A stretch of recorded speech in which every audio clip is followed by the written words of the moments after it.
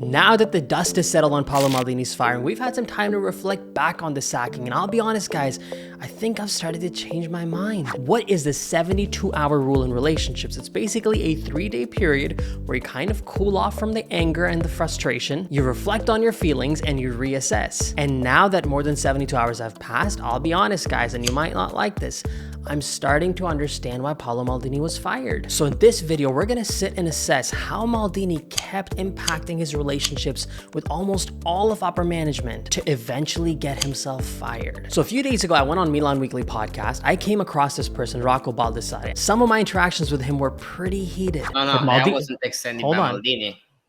We don't know what we're sitting in the board meetings. We know people. We don't definitively know that. You really don't think that Rafael came out specifically? You don't think he's responding to this whole thing a certain way because he realizes that one of the reasons he's staying is because Paolo Maldini was part of the project? No, that's you really don't think that Leao, the way that he's behaving, he's not affected by what is happening, and you don't think that that was part of the reason why he signed here?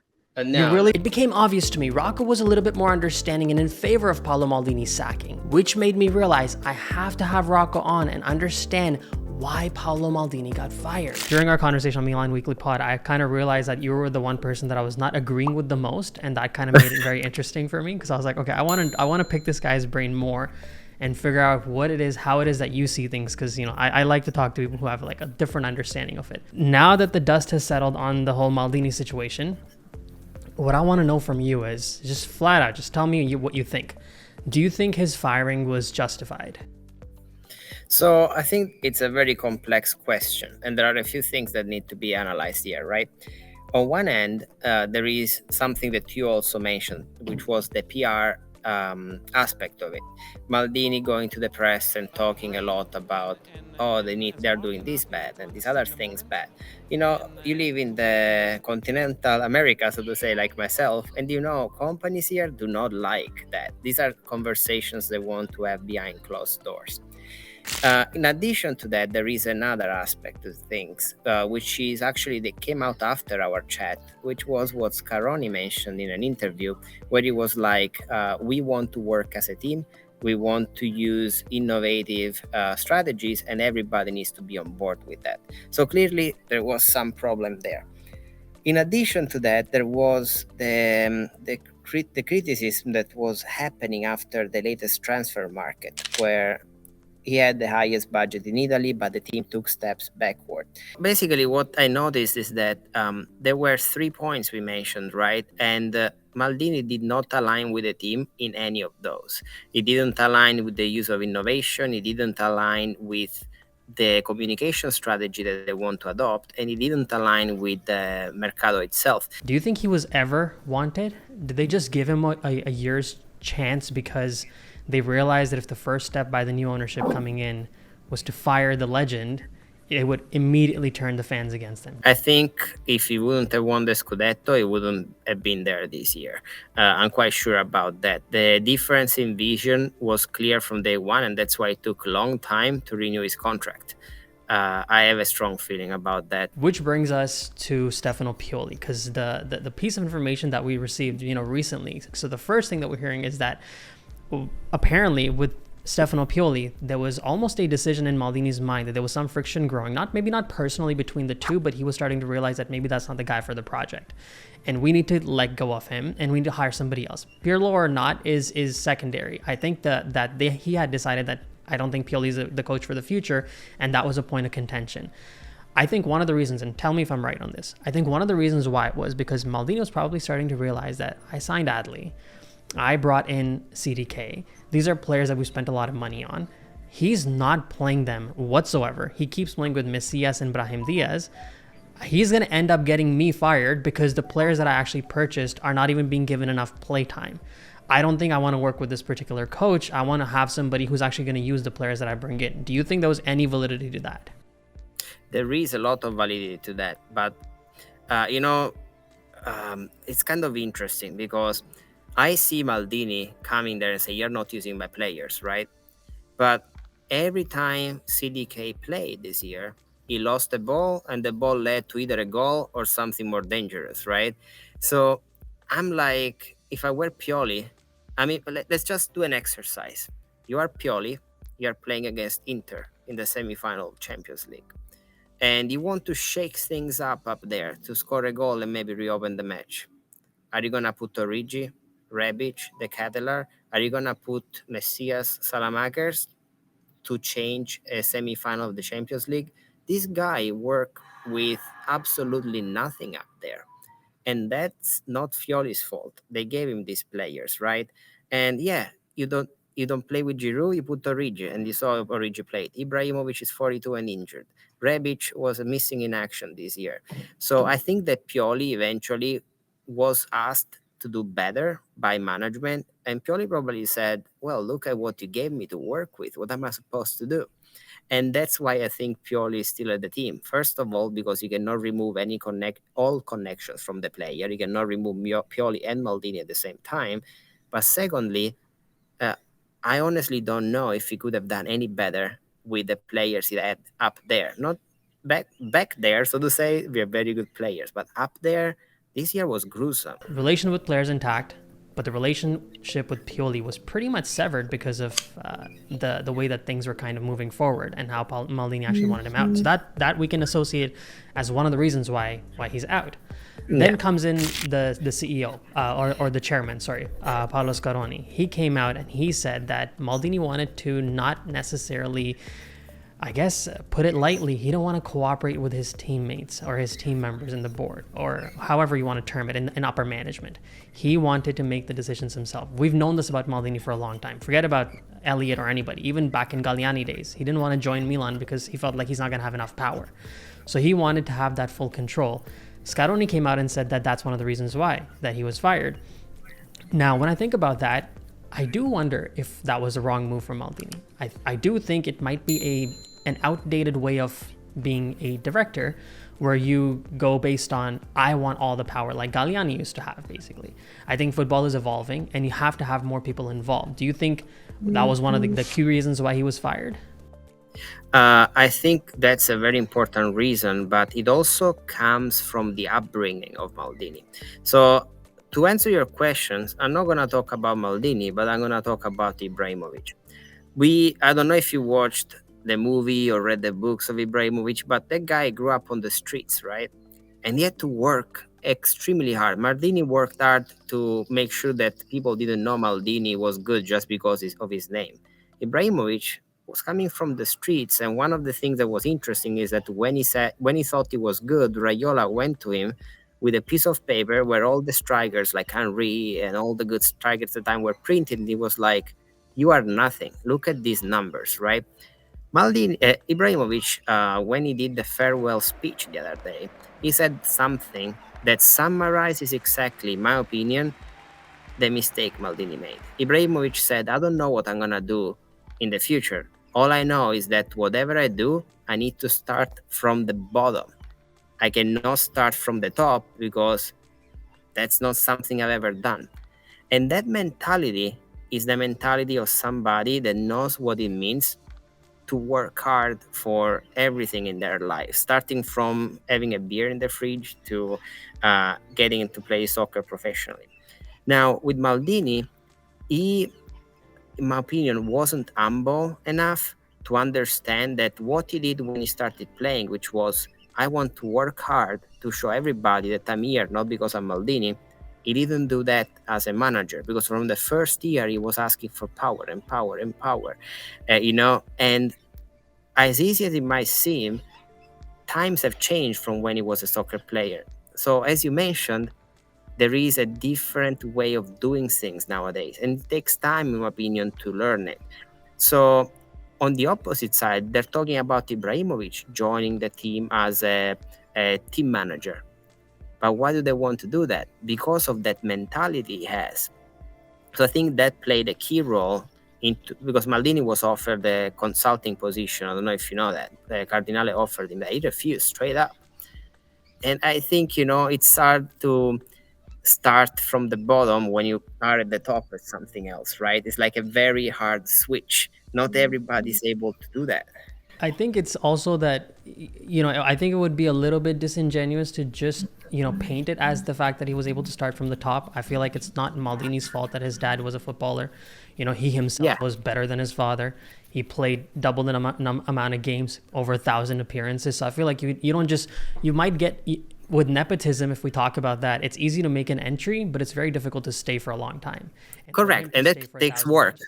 Yeah, exactly. So I feel like he did work hard, but I do understand your point because it does sound like all across the board, it seems like he wanted sole power. Now, that you can paint it two ways. You can also say that he felt like he was the best caretaker for the team because he cares about it so much that this guy comes in who hadn't even known about Milan for more than 3 years, comes in and fires a man who's been in the team for 3 generations.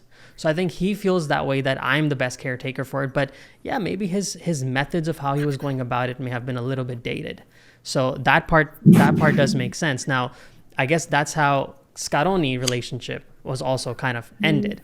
So, which brings us to the new CEO, Furlani. Now, he is a company man, right? He used to work at Elliott, and I believe then he was hired, through and through. He basically ended up Yeah. becoming the CEO of Milan. Do you think that relationship was ever even in existence, or was it from the very get-go they had an understanding that there's a very good chance that Furlani and Moncada and Pioli are going to be leading the team forward? Or do you think over time it changed for Furlani with his relationship with Maldini as well? I think it was planned, and I think it was planned for at least 6 months because Moncada renewed this year. And what was surprising is that the contract renewal, the dollar amount they paid him, is not the dollar amount of a chief scout. It's like all of a sudden his salary is more than doubled, And yeah, he's a good scout. He found Mbappe, but he raises some eyebrows. Uh, we need to know one thing, right? Jerry Cardinale and Elliot and Furlani, they might be maybe quote unquote new to soccer, but they're not new to businesses, right? They've been doing that all their lives, and they're not gonna be taking impulse decision based on how they wake up in the morning. So I think everything was planned, and the fact that they did it on Monday, the day after the match, it means that it was decided for a long time already. So I do think that Milan had decided that Maldini had to have a different role in the team, and the friction started when he said, "No, I don't want to have a smaller role in the team." And that's basically how his relationship, I guess, also with the CEO was severed. So from the looks of it, he was able to hold on to his relationship with the players, but that ended with the coach. Eventually, it seems like from Scaroni's comments, it was also not working with the management. It wasn't working with the CEO, and then eventually that relationship was severed with Jerry Cardinal, and eventually with AC Milan as a whole. Yeah, the problem is was he supposed to do after you find yourself in a position where, except that for one aspect of your job, everything else you have frictions, and it doesn't mean you're bad. I'm nobody to judge. Maldini might have 4 years experience. I have 0 years experience managing soccer teams, right? So I cannot come here and teach what to do. But to me, is that when relationships are not good, eventually the whole structure will suffer from it. And we could see something was wrong in the team because January and February, that was horrendous. And that was mental as well. It wasn't just the way they were playing. Because, yeah, we lost against Inter, but we lost against Sassuolo. We lost again, or we tied against like very small teams. So the issues were different. AC Milan can beat Sassuolo with the team he has. Which makes sense now. When you look back at it in hindsight, you realize why they didn't give him any funding for January. They're like, hey, you know what? That relationship is broken now. The moves that you made in the summer mercato are just not good enough. And now we're not going to give you bunch more cash to, throw away even more. We're just going to wait it out, see what happens in 4 months, fire you, and then start planning again. So it's pretty wild. I mean, how much of an impact, that interview with CBS Sports Golazo, right? That interview during the Champions League, how much of an impact do you think that made on Jerry Cardinal's decision being made that, it's done, it's over? That is completely an inappropriate interview. If he had gone one day in business school, they would have taught you this is an example of what not to do when you work for a company, And doesn't matter how upset you are, but he basically did this interview and all the supporters was like, yeah, he's right, we need money. But your job is not to make the supporters happy. Your job is to have those tough discussions behind closed doors. And he might say, but it ends there.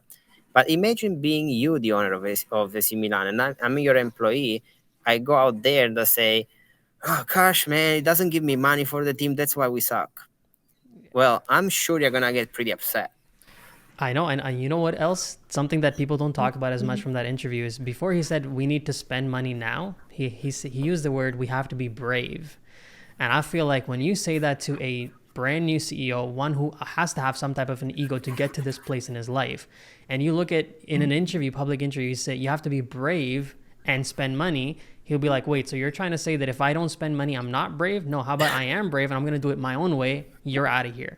So I feel like it sounds like when now that the dust has settled a bit and you have a calmer space, I feel like I can look back and see that probably Maldini was making enemies in the wrong places. Enemies might be a harsh word, but Yeah. I think he was just he was rubbing people the wrong way in the wrong spots, right? It's not the players, it's not the the lower staff. It's like all the upper management seem to be having issues with him. So And one of the skills of a great manager is not only about making good deals, being like great in negotiations. One of them is being able to behave differently with different personalities. He needed to understand what he needed to do to achieve the same result in a better way with the new ownership.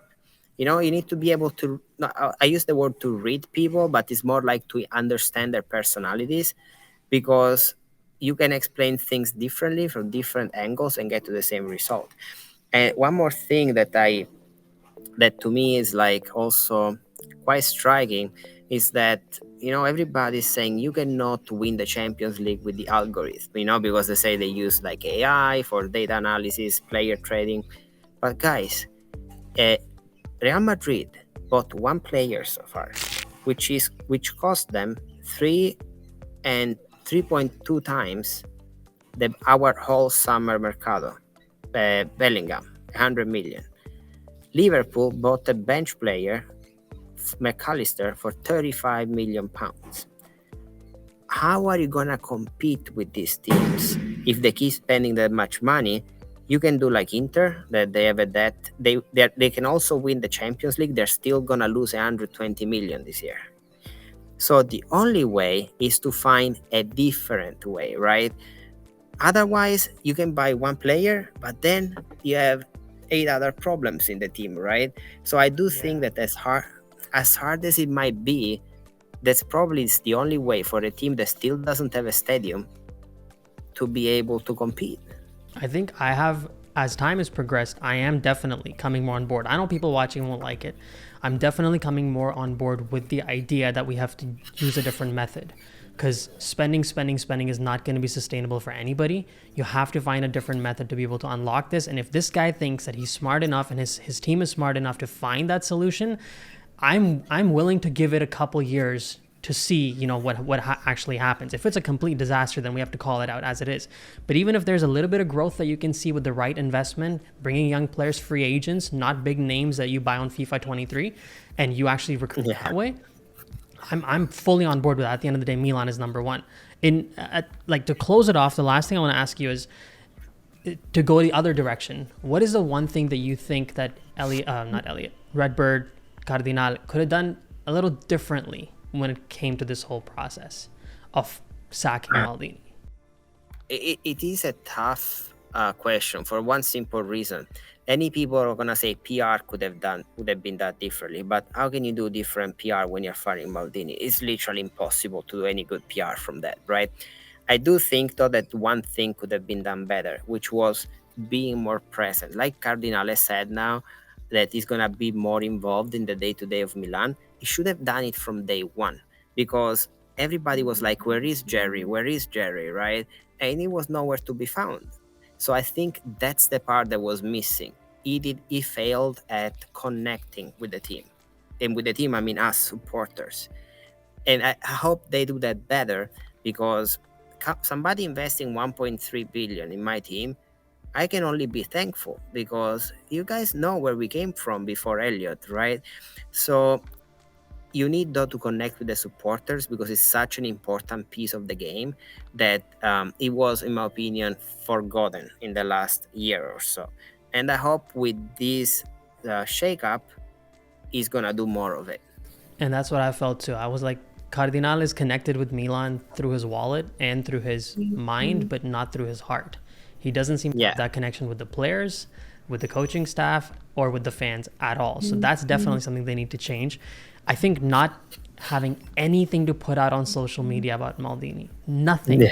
I think that's criminal. That's just madness. The fact that you have no montage, no Well, tribute to one of the biggest idols. keep in mind, we don't know what happened behind closed doors. Like, Yeah. it could be that Maldini, I'm not saying this happened because I have no idea, but let's say Maldini said, go to hell, you go to hell too. I'm going to put 2 lines out and never want to talk to you again, so we do not know what happened. We were hearing what someone from hospitality had shared. He may have said, right, that he said something in Italian that wasn't very nice about Americans just sticking to baseball or something. So Yeah, so I'm not going to say something nice either if that happened to me.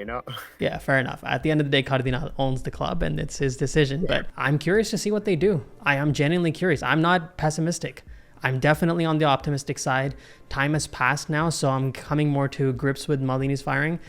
But I am a little bit more hopeful because now, one thing I'll say in parting is, one thing that we know now is everybody seems to be on the same page.